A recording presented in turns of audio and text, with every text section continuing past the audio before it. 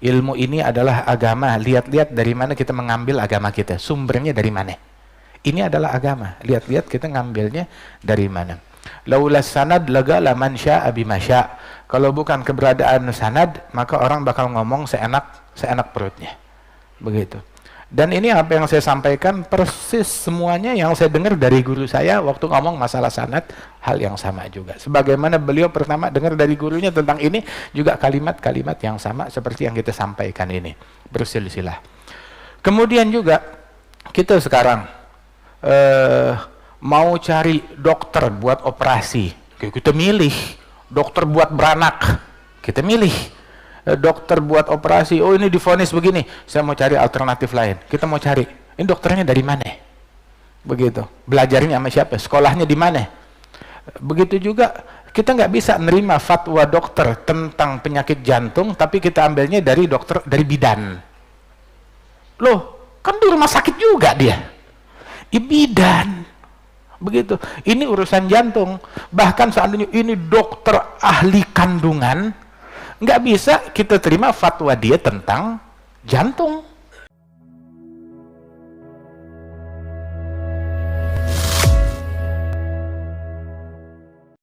Alhamdulillah, di dalam pelajaran yang lalu dibacakan ahadits Nabi Muhammad SAW.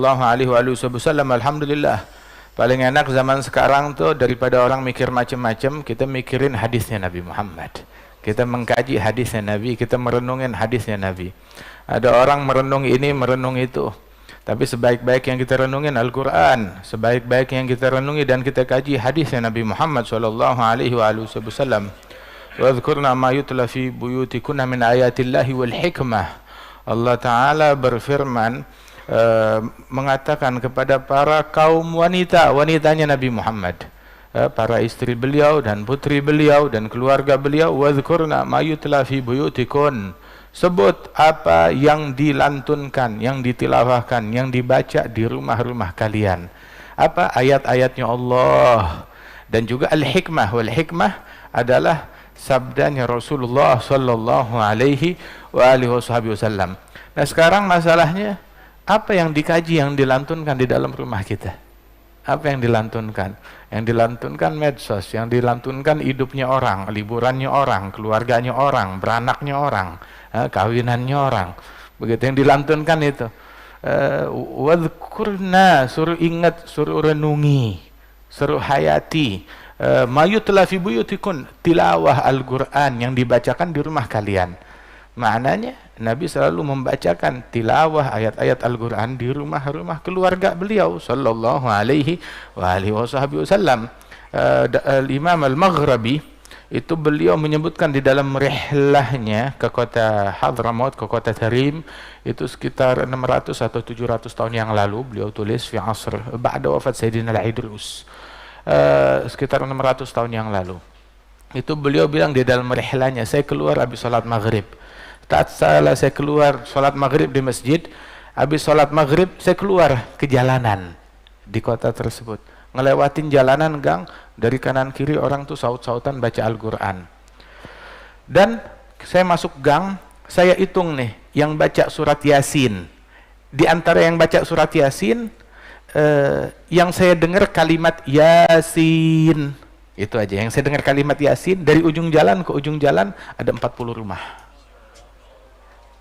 Sisanya yang udah di tengah atau yang udah ngelewatin daripada surat Yasin menuju surat berikutnya.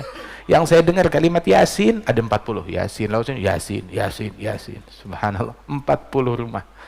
Nah, sekarang apa? Yang dikaji di rumahnya kita, yang dilantunkan di rumahnya kita. Subhanallah.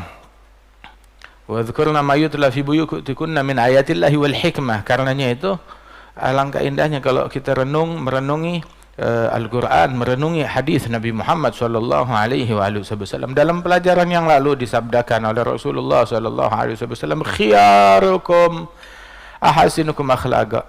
Orang-orang pilihan di antara kalian, orang-orang terbaik di antara kalian yang mana? Yang handphonenya paling bagus? Enggak. Yang rekeningnya duitnya paling gemuk di bank? Bukan. Yang mobilnya paling bagus di parkiran? Bukan. Yang sepatunya, jamnya paling bagus? Enggak. Yang paling terpilih, Yang paling mulia di antara kalian siapa? Ahasinukum akhlaqa. Orang-orang yang paling bagus, yang paling luhur akhlaknya. Berakhlak nggak harus jadi kaya raya. Berakhlak nggak harus jadi pejabat dulu. Berakhlak nggak harus sekolah tinggi-tinggi dulu. Berakhlak nggak harus punya titel sebanyak 2 meter. Berakhlak nggak harus menjadi orang yang hartawan, yang kaya. Enggak. Sekarang kita bisa di sini.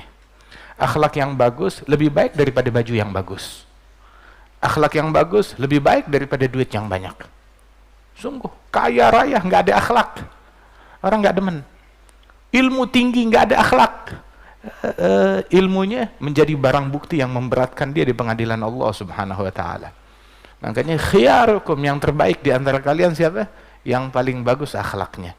Dan di antara orang yang paling bagus akhlaknya adalah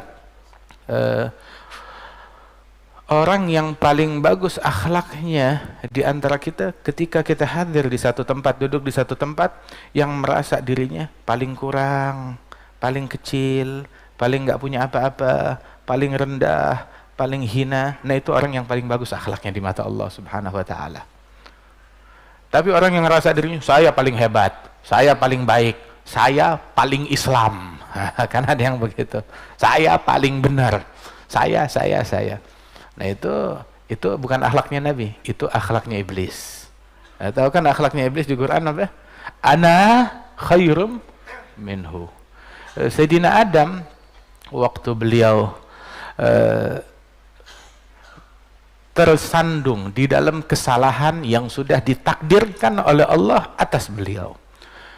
Ketika beliau kesandung kesalahan, maka apa yang beliau lakukan? Emang dasar orang yang berakhlak ya, begitu kesandung kesalahan aja, salahnya aja indah, apalagi benarnya. Begitu bikin salah, tahu apa?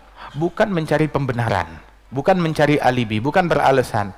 Langsung dia berkata, Rabbana zalamna anfusana wa illam taghfir lana wa tarhamna lanakunanna minal khasirin. Ya Allah, saya ngezalimin diri sendiri. Ya Allah, saya ngejahatin diri sendiri. Ya, kita nggak bisa ngezalimin Allah, kita nggak bisa ngejahatin Allah. Kita bikin jahat, kita ngejahatin diri kita sendiri. Walaupun ada orang lain yang kita zalimi, pada hakikatnya kita ngejahatin diri kita lebih daripada kita ngejahatin orang tersebut. Kita merugikan diri kita lebih daripada kita merugikan orang manapun juga. Zalamna anfusana. Tapi iblis ketika dia bikin salah, malaka alla tasjuda li Adam idza martuk. Kenapa kamu nggak mau sujud kepada Adam ketika aku perintahkan engkau? Maka iblis berkata, langsung dikeluarin ilmunya. Mau adu ilmu sama Tuhan. Nggak ada akhlak tuh kan? Padahal dia ibadatnya paling banyak. Nggak ada satu petak pun di langit, di bumi, melainkan iblis pernah sujud di situ. Termasuk petak yang kita injak ini, iblis sudah pernah sujud di situ. Itu iblis beribadat kepada Allah di 3 tempat, di bumi, di langit, di sorga. Itu iblis. Ditanya, kenapa kamu nggak sujud untuk Adam ketika aku perintahkan engkau? Maka iblis berkata, ana khairum minhu, aku lebih baik daripada Adam. Tuh. Terus dia kasih, saya punya dalil. Apa dalilnya? Khalaqtani min nar wa khalaqtahu min tin. Engkau ciptakan aku dari api dan engkau ciptakan dia dari tanah. Api lebih baik daripada tanah menurut alibinya iblis. Dia nggak tahu kalimat khalaqta, Allah menciptakan. Allah mau ciptakan dari tanah, Allah mau ciptakan dari lumpur, Allah mau ciptakan dari kayu, Allah mau ciptakan dari awan, Allah mau ciptakan dari angin, Allah mau ciptakan dari air, Allah mau ciptakan dari api. Allah yang menciptakan. Allah yang menciptakan, hargai ciptaan Allah Subhanahu wa Ta'ala, dan Allah mencipta dan Allah memerintahkan. Subhanallah. Wa hakadha. Nah, makanya tuh orang tuh ketika dia hadir majlis pulang ya, mau jadi kayak Nabi Adam atau kayak iblis. Majlis yang benar pulang adalah dengan membawa hati yang Rabbana zalamna anfusana wa illam taghfir lana wa tarhamna lanakunanna minal khasirin. Ya Allah, saya zalim, ya Allah, saya salah, ya Allah, saya keliru. pulang dengan hati yang inkisar, dengan hati yang luluh, dengan hati yang renyuh. Bukan pulang kayak iblis. Oh, ana khairu minhu, aku lebih baik daripada dia. Oh, saya nggak sombong, saya cuma sombongnya sama presiden doang. Saya cuma sombongnya sama gubernur doang. Saya sombongnya cuma sama pejabat doang. Saya sombongnya cuma sama manusia kan. Tahu gak al-kibir man ra'a nafsahu khair min ahadi khalqillah wa huwa mutakabbir. Yang nganggap dirinya lebih baik pada salah satu makhluk Allah, ada sombong, nganggap diri lebih baik dari semut. Dia sombong. Waliyadzubillah min dzalik. Kaif bagaimana itu? Kata Sayyidina Al-Haidari, Ustazah, dia mau dakwah. Maka ayahnya bilang, kamu mau dakwah ke Al-Adni, dia mau dakwah. Terus bilang, ayah beliau, mau dakwah kepada siapa? Ya kepada orang. Coba bawakan kepada saya orang yang lebih rendah dari kamu. Dia lihat kalau ulama semua lebih mulia dari saya, dia pikir. Kemudian dia berpikir lagi, merenung, kalau santri, saya belum tentu lebih baik dari santri. Santri jalan di atas hamparan malaikat, sayapnya malaikat. Hamparan sayapnya malaikat. Begitu. Kemudian saya bukan orang yang ngamalkan ilmu saya, ngerasa dirinya nggak benar. Kalau begitu dari tukang maksiat, mereka bermaksiat, sedangkan mereka nggak tahu kalau itu haram. Saya udah punya ilmu, tapi saya masih maksiat kepada Allah Ta'ala. Saya lebih jahat dari mereka, nganggap dirinya maksiat, nganggap dirinya orang nggak benar.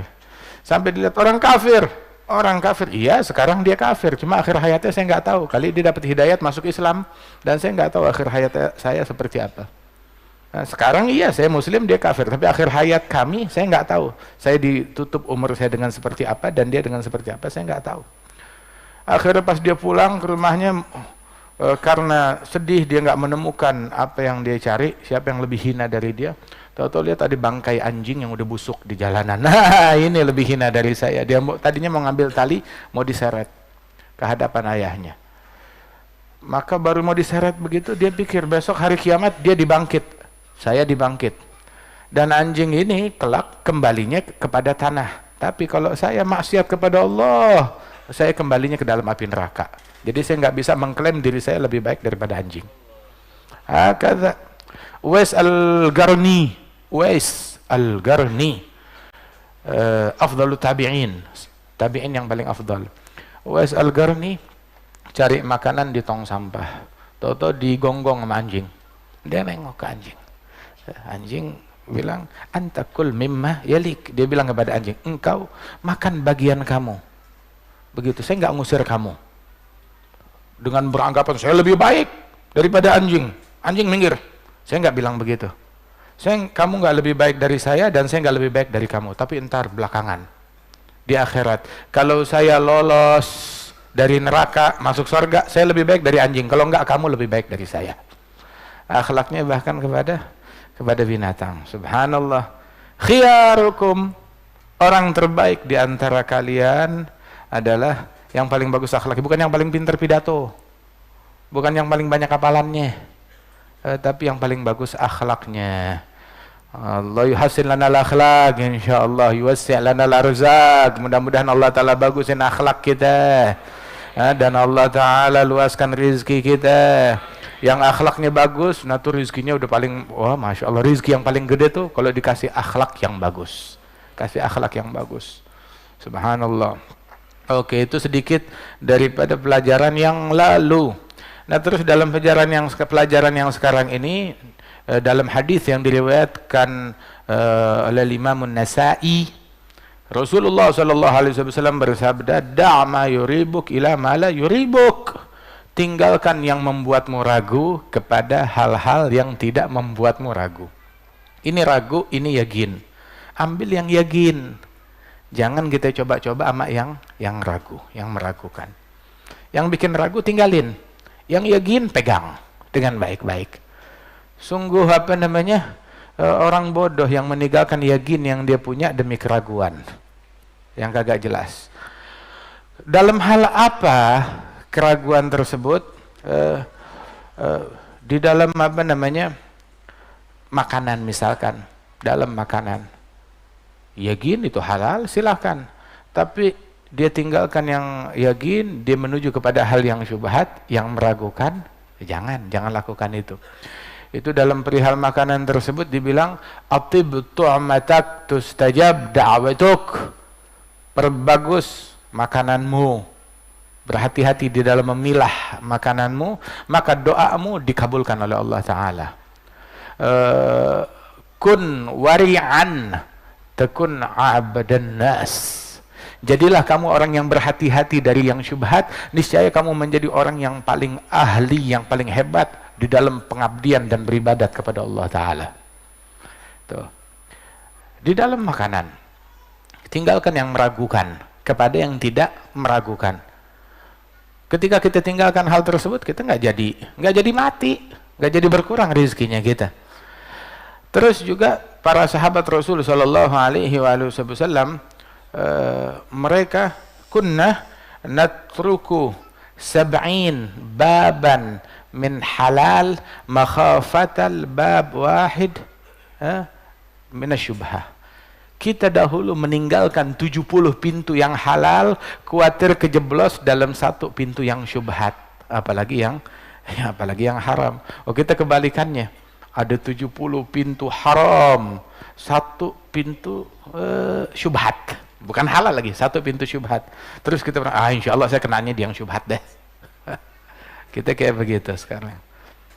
Waliyadzubillah min dzalik. Berhati-hati dalam hal yang demikian. Anehnya banyak orang was-was. Tahu kan was-was? Mau sholat was-was, takbir was-was. Suka ketemu gak yang begitu? Ada gak di rumah yang kayak begitu? Mau takbir was-was. Takbir Allah, enggak jadi. 5 menit makmumnya nungguin dia. Bawaannya mau jurakin yang begini kan. Nungguin dia. Mau takbir was-was, ambil wudhu juga was-was. Masya Allah, basuh wajah. Kalau belum 2 ember belum kelar tuh wudhunya, belum kelar basuh wajahnya dia. Nah ini keliru. Was-was dalam sholat, was-was di dalam niat, was-was di dalam wudhu, itu bukan ibadat. Itu bukan bentuk pendekatan diri kepada Allah Ta'ala. Itu adalah dari kebodohan, minal jahal, minasyaitan, hal yang demikian. Kalau mau was-was, kenapa was-wasnya bukan dalam hal makanan? Harusnya was-was dalam hal makanan. Urusan sholat, was-was. Urusan wudhu, was-was. Tapi giliran urusan makanan, makan dulu. Nggak pakai dia tanya dari mana. Pokoknya ada depan mata, dia makan dulu. Nggak taunya Gojek salah nganter. Mesti kan dia tanya dulu, dari mana? Buat siapa? Diteliti dulu. Tapi urusan begitu dia nggak was-was. Tapi giliran urusan sholat, dia was-was. Urusan wudhu, dia was-was. Ini adalah hal yang keliru. Bukan tempatnya. Kita harus berhati-hati di dalam apa yang kita makan. Dikatakan bahwasanya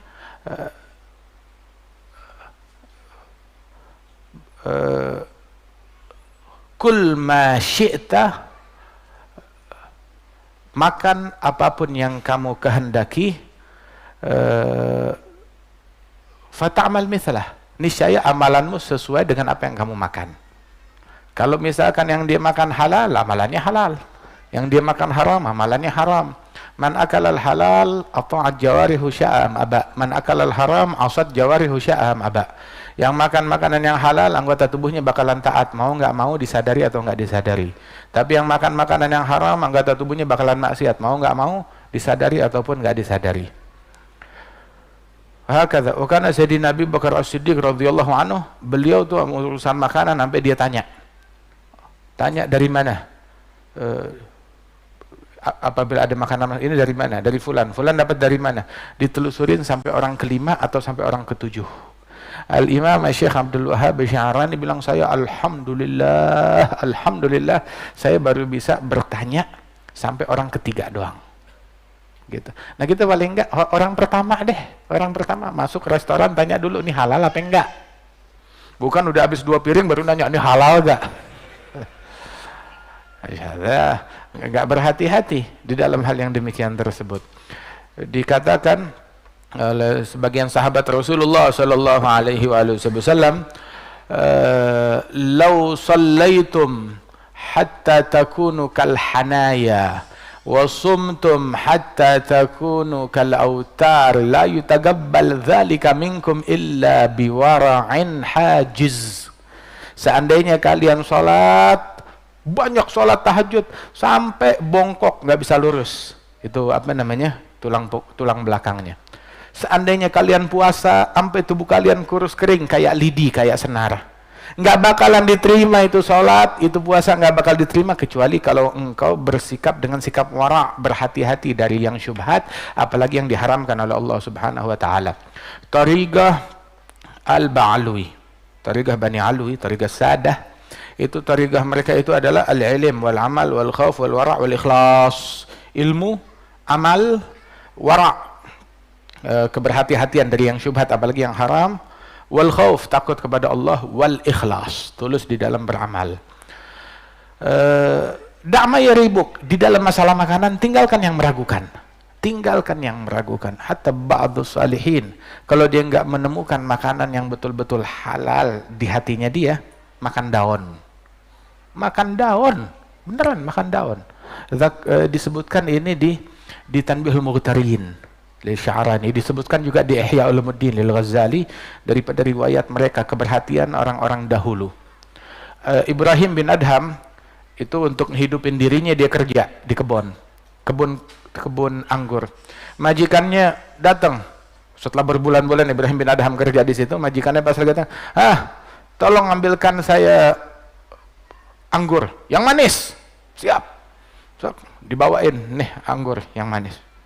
Makan, asem, yang manis, ambil, diambilin lagi, bawa, asem lagi. Saya minta yang manis, dibawa lagi asem. Kamu nggak tahu di mana letak anggur yang manis? Nggak tahu. Kamu berbulan-bulan kerja sama saya di kebun anggur, nggak pernah nyobain satu pun? Saya digaji untuk ngejaga, bukan untuk makan. Saya nggak dapat izin untuk memakannya. Subhanallah, sampai segitunya. Lau lam nakun hakadha ma kunna hakadha, katanya Imam Umar bin Abdurrahman Al-Attas. Kalau kita tidak berhati-hati dari yang syubhat seperti ini, maka kita nggak bakal menjadi orang besar kecuali dengan keberhati-hatian yang semacam ini. Orang sekarang wara' mereka itu seperti wara'nya Badui. Tahu wara'nya Badui? Ada syuyukhna cerita kejadian benar. Orang rupanya nih ceritanya seperti baru hijrah gitu, baru pengen balik, baru mau benar, cuma nggak ketemu guru yang benar yang ngebimbing dia. Alhasil emang dasar wataknya maling udah. Sekali tuh dia mau balik, tahu-tahu datang temennya dia bawa anak kambing, buru-buru masuk ke rumahnya. Ayo potong. Kenapa? Saya habis ngambil nyolong kambing, nemu ada kambing di jalanan, gitu. Saya pinjem pisau buat motong, dipotong. Kemudian dia gitu dimasak, bilang hadza haram, haram. Bilang udah, lu nggak mau makan diam aja, saya mau bikin sendiri. Begitu terus dia bilang saya pinjem panci, pinjemin panci. Minta air buat bersihin buat ini, ya silahkan. Minta bumbu, ambil di dapurnya semua barang dipakai, sampai udah jadi sop kambing. Udah jadi sop kambing harum enak. Mau gak? Haram. Tapi kalau dipikir-pikir iya sih, bumbunya punya saya, kuahnya juga punya saya, akhirnya pancinya punya saya, api buat masaknya juga dari saya, yang dipakai dapur saya juga. Jadi teknisnya yang haram dagingnya, kuahnya sih nggak haram. Jadi saya minta kuahnya aja deh. Minta, yaudah ambil panci yang lain, minta kuahnya. Pas lagi dituangin ada daging ngambang. Begitu tuh daging kesenggol begitu, masuk ke dalam panci. Nah, masuk tuh dagingnya. Begitu. Bagaimana? Haram nih. Tunggu dulu. Kamu yang jatuhin bukan? Enggak, saya nggak jatuhin. Oh, kalau gitu dia jatuh sendiri itu hukumnya halal. Kalau dia jatuh sendiri itu hukumnya halal. Fatwa sendiri. Fatwa sendiri. La haula wala quwwata illa billah. Bagaimana mau jadi orang benar? Da'ma yuribuk ila ma la yuribuk, tinggalkan yang meragukan kepada yang tidak meragukan, kepada yang yakin di dalam masalah makanan. Begitu juga yang penting juga di dalam masalah belajar, kita berguru, kita mau ngaji, belajar, cari guru yang yakin, enggak cuma sekedar saya nemu guru, nemu guru, udah kayak nemu apaan di jalanan. Saya nemu guru, di mana nemunya? Di dunia maya. Saya nemu guru di internet, saya nemu guru di Facebook, saya nemu guru di Instagram, saya nemu guru di YouTube, nemu guru. Kenal? Enggak kenal. Begitu. Tapi saya lihat sih followernya banyak. Followernya banyak. Kamu kenal? Ada sanadnya? Enggak tahu, tapi followernya banyak. Begitu, itu yang penting. Nah, ini keliru. Lihat sanadnya. Sanadnya nyambung enggak? Sanad keilmuan mata rantai. Ini ngajinya sama siapa? Begitu. Sama gurunya adalah fulan. Fulan nih gurunya, dia ngajinya sama siapa? Ada gurunya lagi di atasnya. Guru di atasnya ngaji sama siapa? Terus silsilahnya cari tahu. Cari tahu. Begitu. Bersilsilah dengan silsilah yang jelas di dalam keilmuan dia. Silsilah di dalam nusus, nas syariat. Sanad di dalam keilmuan daripada nusus dan juga dari pemahaman. Pemahamannya juga bersanad. Oh, ngajinya bersanad, kitabnya bersanad, tapi pemahamannya ngarang sendiri. Nah, ini yang keliru, ini yang salah. Pemahamannya juga harus pemahaman yang bersanad. Kayak kita sekarang nyampaikan begini, dari setiap hadis yang kita sampaikan, kita mendapatkan pemahaman yang sama yang kita dapat dari guru kita. Guru kita mendapatkan pemahaman yang sama yang didapat dari gurunya terus. Kemudian juga da'ma yuribuk ila ma la yuribuk. Cari, tinggalkan yang membuat kita ragu, tinggalkan kepada yang tidak meragukan, kepada yang kita yakin. Tinggalkan yang meragukan. Di dalam kita belajar. Sebab Ibn Sirin bilang tuh di Muqaddimat Sahih Muslim, disebutkan itu tentang masalah sanad. As-sanad min khususiyati hadhil ummah. Sanad keilmuan, mata rantai keilmuan adalah keistimewaan yang Allah Ta'ala berikan kepada umat ini. Terus dikatakan oleh beliau, inna hadzal ilma din falyanzur ahadukum amman ya'khudhu dinah. Ilmu ini adalah agama. Lihat-lihat dari mana kita mengambil agama kita, sumbernya dari mana. Ini adalah agama. Lihat-lihat kita ngambilnya dari mana. Laula sanad lagala man syaa bima syaa. Kalau bukan keberadaan sanad, maka orang bakal ngomong seenak perutnya. Begitu. Dan ini apa yang saya sampaikan persis semuanya yang saya dengar dari guru saya waktu ngomong masalah sanad, hal yang sama juga. Sebagaimana beliau pertama dengar dari gurunya tentang ini, juga kalimat-kalimat yang sama seperti yang kita sampaikan ini. Bersilsilah. Kemudian juga kita sekarang mau cari dokter buat operasi. Kita milih dokter buat beranak, kita milih. Dokter buat operasi, oh ini divonis begini, saya mau cari alternatif lain. Kita mau cari, ini dokternya dari mana? Begitu. Belajarnya sama siapa? Sekolahnya di mana? Begitu juga, kita nggak bisa nerima fatwa dokter tentang penyakit jantung, tapi kita ambilnya dari dokter, dari bidan. Loh, kan di rumah sakit juga dia. Bidan. Begitu. Ini urusan jantung. Bahkan seandainya ini dokter ahli kandungan, nggak bisa kita terima fatwa dia tentang jantung. Nggak bisa kita terima fatwa tentang jantung. Nah, begitu juga urusannya masalah ginjal, nggak bisa nanya tentang ginjal kepada dokter otak. Ini sakitnya mata yang bermasalah, dia tanya tentang mata kepada kepada dokter ginjal. Nggak bisa, beda. Bahkan di dalam masalah kedokteran tersebut. Begitu juga, nggak setiap orang yang di rumah sakit berarti dia ngerti pengobatan. Diambil pendapatnya dia. Ini mau tanya, saya mau konsultasi Pak, saya mau lihat ada orang di rumah sakit, saya mau konsultasi ya tentang masalah penyakit saya, penyakit jantung, katanya mesti mesti operasi, mesti bypass, mesti apa segala macam. Begitu. Difatwakan, ya lakukan, laksanakan. Begitu. Siapa? Tukang sapu di rumah sakit. Ini namanya keliru. Dan kita urusan begini, oh kita jeli. Wah, harus berhati-hati, nggak bisa kita terima. Harus cari tahu siapa orangnya. Tapi kalau urusan agama, kita terima pendapat siapa aja kita terima. Siapa aja kita terima. Tukang parkir ngomong, wah kita terima. Tukang becak ngomong, kita terima. Begitu ahli bangunan ngomong, kita terima. Apa semua bidang punya kehormatan kecuali bidang ilmu agama. Siapapun bebas berbicara di dalamnya, itu penistaan di dalam agama. Wala taqulu lima tasifu alsinatukumul kadzib hadza halal wa hadza haram litaftaru 'ala Allahil kadziba. Jangan kamu mengucapkan dengan lidah dustamu ini halal, ini haram, ini halal, ini haram. Enggak boleh. Sayyidina Syafi'i itu juga beliau menyebutkan, ajra'ukum lil futya ajra'ukum 'alan nar. Yang paling nekat berfatwa, yang paling nekat masuk neraka. Sahabat Rasulullah semuanya ulama, tapi yang berfatwa di antara mereka itu fatwa kembalinya hanya kepada 8 atau 7 orang dari sahabatnya Rasulullah. Tuh. Mereka yang menjadi rujukan fatwa di antara para sahabat tersebut. Semuanya ulama, tapi urusan fatwa, fatwa ada 7 atau 8 orang merujuk kepada mereka. Nah itu setiap orang tersebut ketika ditanya tentang suatu pertanyaan, diminta fatwanya, dia menghindar.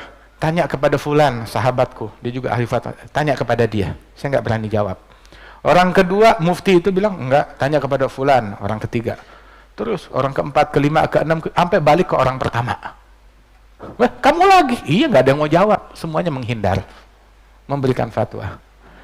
Katanya Sayyidina Al-Hasanul Basri bilang, kalian ini, ketika beliau menegur ulama di zamannya, kalian ini lagi jalan di jalanan, tahu-tahu ditanya tentang suatu masalah, langsung dia jawab dengan cepat. Kalau pertanyaan yang sama ditujukan kepada Amirul Mukminin Umar ibnul Khattab, niscaya Umar ibnul Khattab bakal kumpulkan majelis syura untuk membahas masalah itu. Tapi ini ditanya halal, haram, kafir, munafik. Kalau Umar ibnul Khattab yang ditanya, dia nggak bakal berani jawab. Dia akan kumpulkan, dia bakal buat sidang syura, semuanya dikumpulkan, ahli syuranya dia untuk mengkaji masalah tersebut. Tapi orang sekarang nekat untuk urusan begitu, bahkan yang bukan ahlinya. Ada sebagian orang, la ilaha illallah, ini abah saya cerita dulu, bahwasanya kakek kami Al-Habib Salim bin Ahmad bin Jindan dulu tuh di Betawi itu ada 3 ulama besar. Yang pertama Al-Habib Ali bin Abdurrahman Al-Habsyi Kuitang, yang kedua Al-Habib Ali bin Husain, yang ketiga kakek kami Al-Habib Salim bin Ahmad bin Jindan. Ada satu orang kaya, hartawan, dikiranya orang kaya bebas begitu. Dia hobi sama anjing, cinta sama anjingnya dia. Sampai berenang bareng sama anjingnya begitu, sampai makan bareng sama anjingnya, tidur bareng sama anjingnya. Datang kepada Al-Habib, orang-orang bilang, ini haram, najis, nggak boleh. Lu kagak ngerti. Saya mau tanya ke Habib Ali Kuitang. Datang ke Habib Ali Kuitang, orang yang paling sepuh, paling alim di zaman itu, bilang, ya Habib Ali, saya punya anjing, saya makan bareng, tidur bareng. Orang-orang bilang katanya haram, najis. Bilang betul, itu haram, najis, nggak boleh. Oh ya udah, pulang ke rumahnya, Habib Ali nggak ngerti, nggak ngerti. Akhirnya tanya ke Habib Ali bin Husain Al-Attas. Datang ke Habib Ali bin Husain, Habib Ali, anda punya anjing, begitu, boleh nggak saya makan bareng sama dia? Wah, itu najis, haram, najis. Oh ya, dia nggak berani ngomong di depan. Pulang sampai rumah, Habib Ali bin Husain juga nggak ngerti, nggak paham. Akhirnya datang ke kakek kami Al-Habib Salim bin Ahmad bin Jindan. Begitu datang, bilang, Habib, anda udah tanya ke Habib Ali bin Abdurrahman, katanya najis. Habib Ali bin Hasan bilang najis. Saya mau tanya deh, kalau menurut Habib bagaimana, najis gak? Kamu begitu, artinya makan sama anjing, kamu begitu dengan anjing, enggak najis. Hah? Iya, kamu ya dengan anjing tidak najis. Begitu. Oh iya, girang dia. Ini baru ulama. Ini baru ulama, yang lain mah nggak ngerti. Pulang ayah kami cerita, dikirim beras, dikirim macam-macam buah, begitu. Akhirnya sampai berita itu ke telinga Al-Habib Ali bin Abdurrahman Al-Habib Ali bin Husain. Dipanggil dia Salim. Fulan datang ke ente bilang katanya nggak najis. Iya, saya bilang begitu. Kenapa? Kan ada kitab. Iya Habib, saya ngerti, tahu ada kitabnya. Saya nggak bilang anjing tidak najis, saya bilang dia dengan anjing tidak najis. Kok begitu? Iya, dia udah tanya ke Habib Ali bin Abdurrahman, bilang Habib Ali nggak ngerti. Tanya ke Habib Ali bin Husain, nggak ngerti. Terus udah nanya ulama besar, masih nanya sama saya. Itu bukan cari kebenaran, mencari pembenaran. Ini orang begitu emang demennya sama anjing, begitu ya udah, wataknya watak anjing sama anjing nggak najis. Keselak kan tuh dengernya kan. ketawa Habib Ali bin Hussein, ketawa Habib Ali bin Abdurrahman. Oh, penjendahan. Sampai tuh omongan ke orang tersebut, dia marah-marah. Ini bukan Salim Jindan, ini Salim Jamban. Dia bilang, oh, marah. Habis dikasih tahu, dinasehatin, dia nggak terima. Begitu, udah khalas. Anjing sama anjing nggak najis, dibiarin. Dak. Tinggalkan, biarkan. La ilaha illallah. Makanya mau berguru, lihat-lihat. Apalagi orang zaman sekarang tuh kadang kalau mau bertanya, dia nanya bukan nyari kebenaran, nyari pembenaran. Dia nanya, dia mencari pembenaran, bukan mencari kebenaran. Berupaya membelintir ucapan orang alim, ambil sepotong begitu untuk membenarkan apa yang dia lakukan. Walidzalik kita berhati-hati di dalam belajar. Hati-hati, lihat bergurunya sama siapa. Jangan mudah terpukau dengan popularitas, massa yang banyak, pengikut yang banyak. Tinggalkan yang meragukan kepada yang tidak meragukan. Yang kita udah yakin, bismillah, tinggalkan. Tinggalkan yang meragukan kepada yang kita sudah yakin. Kita alhamdulillah hidup di bumi Indonesia. Di Indonesia ini Islam menyebar secara masif di zamannya Wali Songo. Semua masyarakat Indonesia tahu Wali Songo orang benar. Semua masyarakat Indonesia tahu Wali Songo membawa hidayat. Metode mereka metode yang terbaik. Dakwah mereka dakwah yang terbaik, mencerminkan Rasulullah Sallallahu Alaihi Wasallam. Metode yang santun, metode yang berakhlak, yang menarik masyarakat. Semuanya kita yakin. Ambil yang yakin. Jangan tahu-tahu ada metode baru. Kayak ini keren nih. Kenapa? Populer. Populer, cocok dengan agenda revolusi kita. La haula wala quwwata. Agama bukan ngikut agenda revolusi. Tapi semua harus tunduk kepada agama, bukan agama yang ikut kepada revolusi. Karena itu ambil apa yang sudah kita yakin di dalam belajar, di dalam dakwah, di dalam metode cara berdakwah, di dalam menuntut ilmu, di dalam mengajarkan ilmu, di dalam akidah kita, akidah ahli sunnah wal jamaah. Akidah ahli sunnah wal jamaah. Kita berada di zaman banyak orang nyodorin macam-macam kepada kita, terutama kepada orang awam.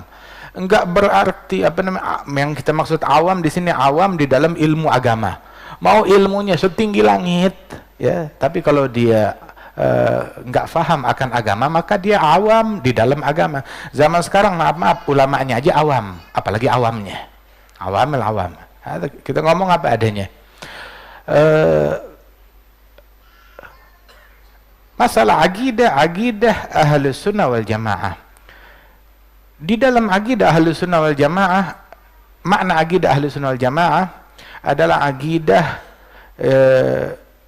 kalau disebut tentang akidah ahli sunnah wal jamaah adalah yang dibukukan, yang didiwankan, yang dibukukan oleh Al-Imam Abul Hasan Al-Asy'ari dan Al-Imam Abul Mansur Al-Maturidi. Dua imam besar, mereka adalah mujaddid di dalam bidang akidah. Mereka memutuskan untuk menulis dan mencatat akidahnya Rasulullah, akidah yang dianut oleh Nabi, akidah yang dianut oleh para sahabat, akidah yang dianut oleh para tabi'in. Ingin mereka tulis dan mereka bukukan. Kenapa? Ketika bid'ah di dalam akidah itu mulai bertebaran di mana-mana. Nah, maka mereka bukukan biar tidak ada orang yang melakukan penipuan atas nama akidah tersebut. Mereka bikin buku akidah tersebut bukan akidahnya mereka, tetapi akidahnya Rasulullah, akidahnya para sahabat, akidahnya ahlul bait wa tabi'in.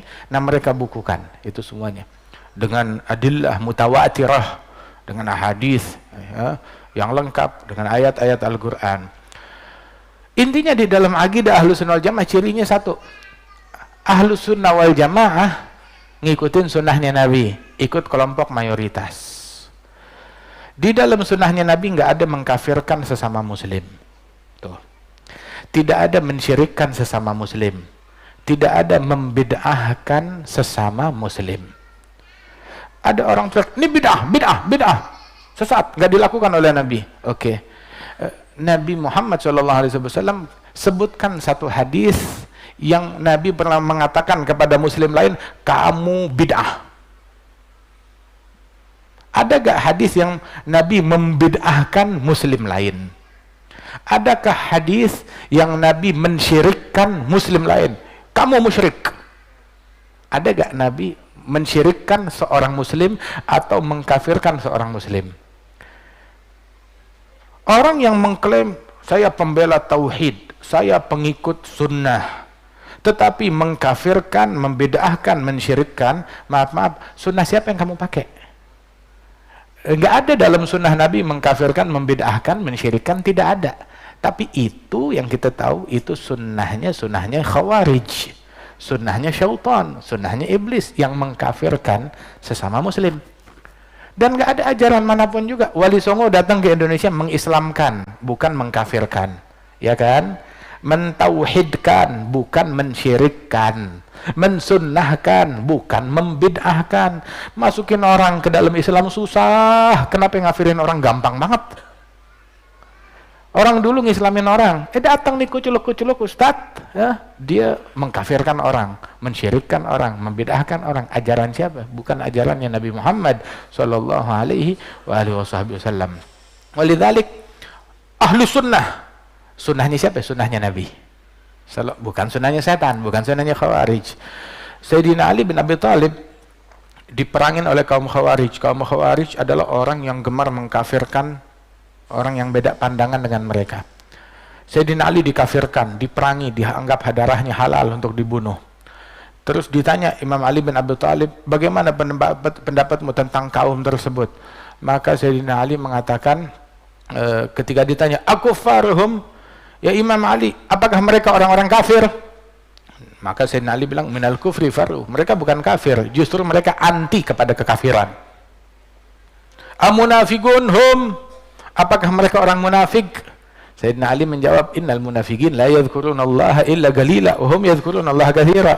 Kaum munafikin enggak berzikir kecuali sedikit, dan mereka adalah orang yang banyak berzikir kepada Allah.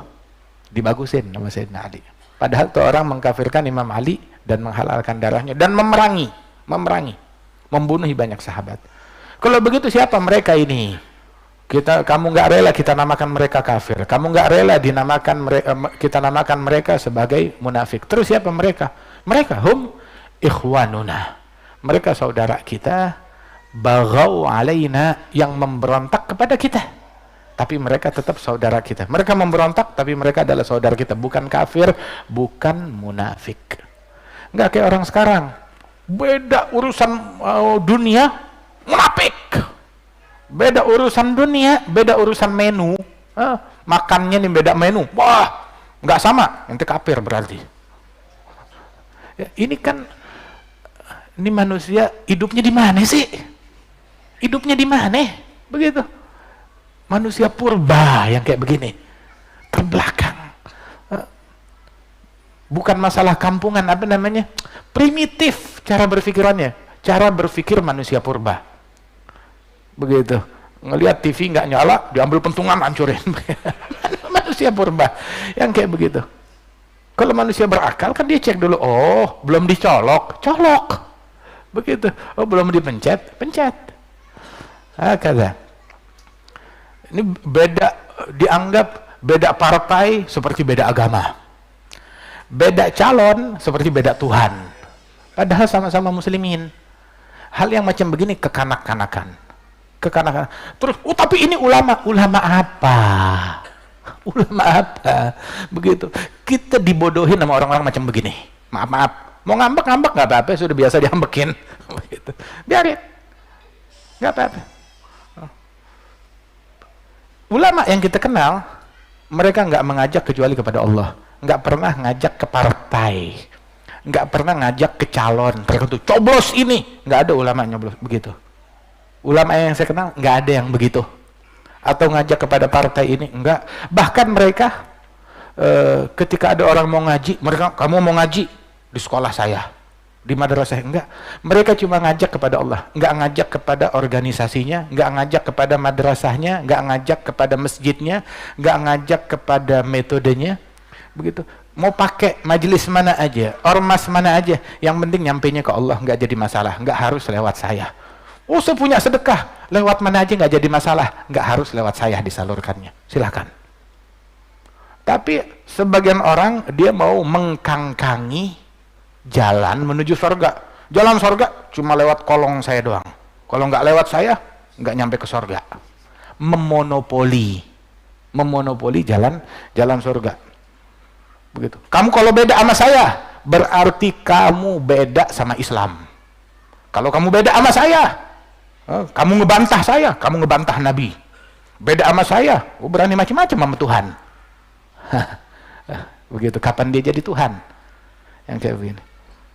Jadi menganggap Islam adalah saya, Nabi adalah saya, Tuhan adalah saya. Nah ini yang keliru. Ini yang tidak benar. Wah, dak mayaribuk.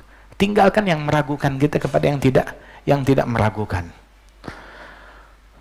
Dalam masalah dakwah, kita alhamdulillah dakwah di Indonesia, dakwah Islamiyah di Indonesia bukan baru kemarin datangnya, bukan baru tahun lalu, bukan baru sejak reformasi. Enggak, dari zaman Wali Songo, dari sebelum Wali Songo, dakwah di Indonesia, Masya Allah, makmur. Wali Songo datang ke Indonesia. Saya mau tanya, berapa kuil yang dihancurin sama mereka? Nggak ada, masih pada utuh tuh kuil-kuil kan? Candi-candi masih utuh. Berapa patung yang dipecahin sama mereka? Nggak ada, sama sekali. Berapa manusia yang disembelih sama mereka? Tidak ada. Dari orang-orang tersebut, radhiyallahu anhum wardahum ajma'in. Itu dakwahnya mereka. Dakma ya ribuk, tinggalkan yang meragukan kepada yang tidak meragukan. Alhamdulillah. Mesti di dalam setiap zaman itu ada orang-orang yang memang zahirin alal haq, menonjol di dalam menyebarkan yang hak, nggak peduli dengan cemoohan orang yang mencemooh, dengan bulian orang lain, nggak peduli. Begitu. Kenapa? Ada individu tertentu min ahlil haq yang memang menonjol begitu untuk menjadi simbol dan dilihat oleh masyarakat sehingga orang nggak bingung jalan hidayat, ya ada begitu. Walaupun tidak semuanya seperti itu, tapi ada maujudin yang semacam itu. La tazal ta'ifatun min ummati zahirin 'alal haq. Senantiasa mereka menunjukkan berada di jalan yang hak. La yadurruhum man nawahum. Yang memusuhi mereka, yang membuli mereka, tidak membahayakan mereka, nggak diambil pusing, nggak digubris, tetap ada orang yang macam begitu. Walaupun minoritas di medsos, minoritas di berita, begitu. Tetapi hati masyarakat nggak bisa memungkiri. Tapi saya kok ngelihat dia adem ya. Tapi saya ngelihat duduk sama dia kok tentram ya. Hati tuh nggak bisa dibohongin. Orang-orang tersebut amsal, di antaranya adalah Syekhana Al-Habib Umar bin Muhammad bin Salim bin Hafidh ibni Syekh Abi Bakar bin Salim yang di zaman ini memikul bendera dakwah dan juga guru besar dari mayoritas para pendakwah yang ada di zaman sekarang ini di seluruh dunia. Memiliki banyak muridin dari Amerika, dari Eropa, dari Afrika, dari Asia, di mana tempat semuanya. Begitu juga Syekhana Al-Habib Salim bin Abdullah bin Umar Syatri, begitu juga Syekhana Al-Habib Ali Al-Majhur, begitu juga Syekhana Al-Habib Ibrahim Al-Habib Zain bin Ibrahim bin Sumait, begitu juga Sayyid Muhammad bin Alawi bin Abbas Al-Maliki, Sayyid Umar bin Hamid Al-Jailani, Al-Habib Abdul Qadir bin Ahmad Al-Segaf, fulan di antara nama-nama tersebut, Masya Allah, itu yang kalau mau kita sebutkan, seperti Al-Habib Muhammad bin Abdullah Al-Haddar yang seumur hidupnya nggak pernah ninggalin sholat jamaah, seumur hidupnya nggak pernah keluarin kata-kata yang kotor dari mulutnya, nggak pernah mengucap kata-kata yang kotor dari mulutnya. Masya Allah. Yang orang yang kalau ngelihat dia begitu ingat kepada akhlaknya Nabi, ingat kepada sifatnya Nabi Muhammad Sallallahu Alaihi Wasallam. Hakata. Udah ada yang jelas, kenapa lu cari yang kagak-kagak? Udah ada jalan tol, kenapa nyari kepada yang nggak jelas? Wah, tapi ini ada labelnya. Labelnya apa? Ahlul Bait, cucu Nabi. Bentar. Sini. Nabi bilang di dalam hadis, Ahlu baiti kasafinati Nuh. Ahlul Baitku seperti bahteranya Nabi Nuh. Betul. Man rakibaha naja wa man takhallafa anha gharig. Yang naik di atas bahtera tersebut dia bakalan selamat. Yang nggak mau naik bahtera tersebut tenggelam, ditenggelamkan oleh Allah Subhanahu wa taala. Yang naik di dalam bahteranya tersebut, bahtera itu siapa? Bahtera dari mayoritas ahlul bait, orang-orang yang menjalankan tariqah ahlul bait, simbolnya ahlul bait seperti Imam Ali Zainal Abidin, Muhammad al-Baqir, Ja'far Shadiq, Ali al-Uraidhi, Muhammad al-Nagib, Sayyidina Isa Rumi, Imam al-Muhajir Ahmad bin Isa, Imam Ubaidillah bin Ahmad, Ali bin Ubaidillah, Imam Muhammad Maula Sawma'ah, Imam Ali Khala Agasam, Imam al-Faqih al-Muqaddam Muhammad bin Ali Ba'alawi, Imam Muhammad Sahib Marbat, Imam Alwi al-Imam Alawi Ammal Faqih bin Muhammad Sahib Marbat yang merupakan kakeknya Wali Songo. Kemudian juga Imam Abdul Malik bin Alwi Ammal Faqih, kakeknya Wali Songo juga. Kemudian Imam Abdul Rahman al-Segaf, Imam al-Haddad, Imam Umar bin Abdul Rahman al-Atas, fulan dari nama yang kita sebutkan itu. Mereka semuanya dengan tariqah yang sama, dengan metode yang sama, dengan akhlak yang sama semuanya. Siapapun yang naik di bahtera tersebut yang ada mereka di situ selamat. Walaupun dia hewan, binatang naik ke bahteranya Nabi Nuh, tikus selamat, ular selamat, serigala selamat, hatta anjing naik selamat, begitu. Tapi yang nggak naik bahteranya Nabi Nuh tenggelam, walaupun anak sendiri, betul nggak? Walau anaknya Nabi Nuh bilang enggak, saya nggak mau naik sama bapak saya, dia turun, begitu, tenggelam. Nah kita jangan ngikutin anak Nabi Nuh yang turun dari perahu, yang keluar, yang melenceng dari jalannya Nabi Nuh, jangan kita ikutin. Anaknya Nabi Nuh ada banyak, solihin, aulia, ambia, begitu. Satu yang melenceng, kita ikutin yang melenceng. Begitu juga, cucu Nabi bukan Nabi. Cucunya Nabi Muhammad SAW yang istiqomah ribuan, banyak. Kenapa ada satu telur busuk, itu yang kita ikutin. Begitu. Yang keluar dari perahu, itu yang kita ikutin. Jangan ikutin yang keluar dari perahu, tapi ikutin yang berada di dalam bahtera tersebut, yang ada di dalam perahu tersebut. Semua tahu, cacian hukumnya haram, dilakukan oleh laki, perempuan, penyanyi rock, pedangdut, ataupun pendakwah. Semua tahu, cacian hukumnya haram. Terus, kalau dia lakukan jadi halal. Kata siapa? Pembodohan dari mana? Begitu. Soalnya gimana ya? Pandangan politik saya sama dia sama sih. Jadi agama begitu kita plesetkan gara-gara urusan politik. Nggak bisa seperti itu. Artinya, orang mau keluar urusan dia sendiri. Begitu, akan tetapi da'ma yaribuk ila malah yaribuk, tinggalkan yang meragukan kepada yang tidak meragukan. Ada ribuan menempuh perahu jalan tersebut, perahu kapal yang kuat. Kenapa kita ngikutin yang kagak jelas? Daripada jalan metode tersebut bertentangan dengan madhab Syafi'i, bertentangan dengan Imam Malik, bertentangan dengan Ahmad bin Hanbal, bertentangan dengan Abu Hanifah, bertentangan dengan tariqah Sa'ad Bani Ali, bertentangan dengan Al-Faqih al-Muqaddam, bertentangan dengan Imam al-Muhajir, bertentangan dengan fulan. Kenapa kita mau ikutin? Begitu, ikutin yang ada di dalam bahtera. Cucu Nabi yang ada di dalam perahu. Begitu, yang mayoritas. Bukan ada satu yang menyimpang, terus kita, saya mau ikutin dia. Kenapa? Soalnya saya sama dia partainya sama, coblosannya sama. Begitu, orientasi politik saya sama. Nah, ini adalah hal yang keliru. Da'ma yaribuk, tinggalkan yang meragukan kepada yang tidak meragukan.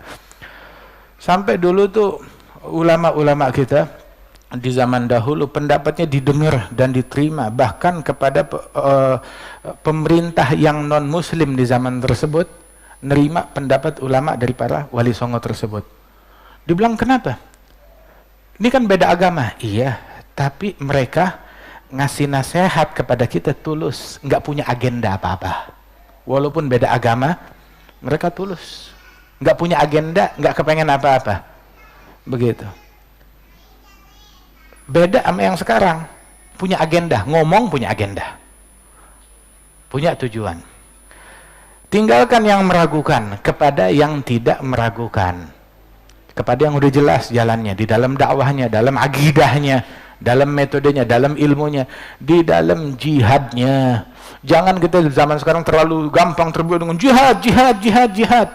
Muslim sama muslim di belahan bumi, di mana itu namanya? Di Yaman, di Irak, di Afghanistan, di Libya, di Suriah.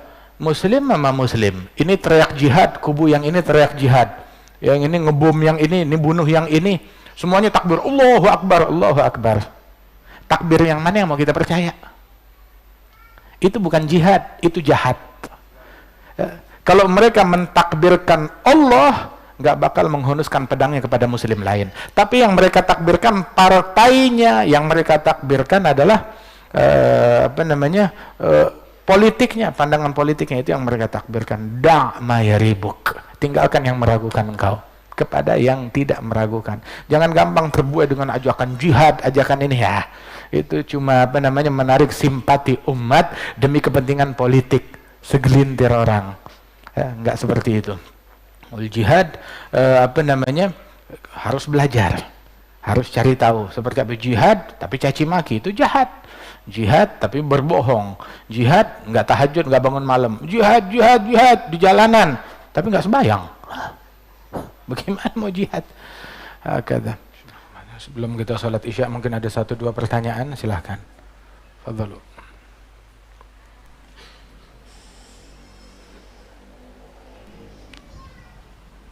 Assalamualaikum Habib. Waalaikumsalam. Nama saya Hanif. Saya ingin bertanya bagaimana kiat-kiat dalam mengatasi was-was dalam ibadah, khususnya was-was saat sholat dan saat menyucikan najis. Bagaimana kita membedakan perasaan wara dan juga was-was. Terakhir saya mohon doanya semoga saya selalu dalam lindungan Allah Subhanahu wa taala. Dari Habib.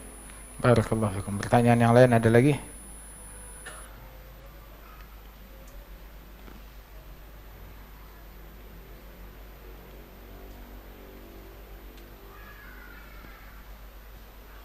Sudah, khalas, alhamdulillah. Di dalam masalah was-was tersebut, was-was dalam urusan ibadat bukan ibadat, bukan pengabdian kepada Allah.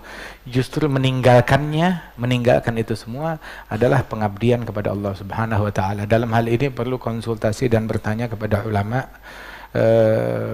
Di antara menghilangkan was-was tersebut, ya tinggalkan aja sudah. Kita misalkan orang alim, orang yang punya ilmu, dia tidak akan was-was. Kenapa? Misalkan dia was-was dalam urusan salat, takbiratul ihram bersama niat di dalam bersamaan waktunya dengan takbiratul ihram.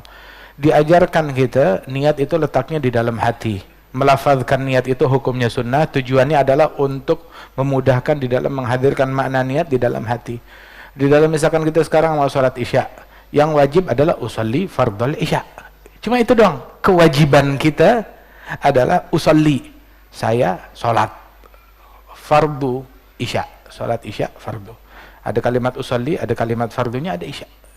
Begitu. Dan nggak harus diucapkan. Tetapi makna ini, ya pokoknya saya mau sholat isya, Allahu Akbar, selesai gitu aja. Terobos saja, begitu. Jangan kita hanyut. Udah begitu tahu-tahu setan ngebisikin, ayo kayaknya tadi masih kurang pas, begitu, masih kurang pas, kurang ngegreget. Jangan ikutin, tinggalkan hal yang macam begitu. Sebab kita hanyut dengan pendapatnya dia, nggak bakal menyelesaikan permasalahan, begitu. Lah, begitu juga di dalam wudu, adalah dengan kewajiban berwudu, niat dalam berwudu. Nawaitul wudu, saya niat wudu, atau niat tahara lis shalah, tahara li kada wa kada, raf'il hadath atau semacamnya, atau yang simpel saya niat wudu, saya wudu. Kita semua tahu ngambil air tujuannya untuk berwudu. Ketika kita membasuh ya ke wajah begitu dan kita ngebayangin ini wudu, itu dia wudu, selesai. Itu dia wudu. Ketika kita takbir, ini saya salat fardu isya, dalam hati begitu, itu dia. Enggak harus usolli fardhal isya 4 rakaat mustaqbilal qiblah ma'muman adaan lillahi ta'ala. Ini memang sunnah, tapi bukan gara-gara yang sunnah hingga yang wajib jadi terbengkalai. Ini kalimat panjang ini kita hadirkan di dalam hati saat takbir, waduh, nah itu yang bikin orang, wah saya kurang satu kata tadi memikirkannya. Nggak harus menghadirkan ini lafaz yang panjang itu. Sebelum sholat, sebelum takbir, ya untuk memudahkan, usalli fardhu isya arba rakaat mustaqbil imaman atau ma'muman adaan lillahi ta'ala. Tapi saat kita takbir, Allahu Akbar, kita mungkin saya sholat isya sekarang. Saya nih sekarang nih sholat fardhu isya. Allahu Akbar, udah selesai. Beres. Begitu. Ya. Jadi jangan bingung urusan yang semacam itu. Di dalam apa namanya, di dalam niat, sebab was-was dalam niat bukan ibadat, tapi kalau mau was-was kita ngajinya sama siapa ya, was-was apakah yang kita makan ini halal atau enggak, was-was Allah ridha atau enggak kepada kita saat ini, itu was-was tentang hal yang was-was saya nggak tahu akhir hayat saya, begitu saya tempat saya di surga apa di neraka, nah was-was kayak begitu itu ibadat. Tapi was-was urusan yang semacam ini itu bukan ibadat. Kalau perlu terobos saja, bablas saja, khalas. Fi aqwal ulama yang berkaitan tentang hal yang semacam ini. Makanya untuk setiap penyakit begitu dikonsultasikan kepada ulama tentang hal-hal tersebut.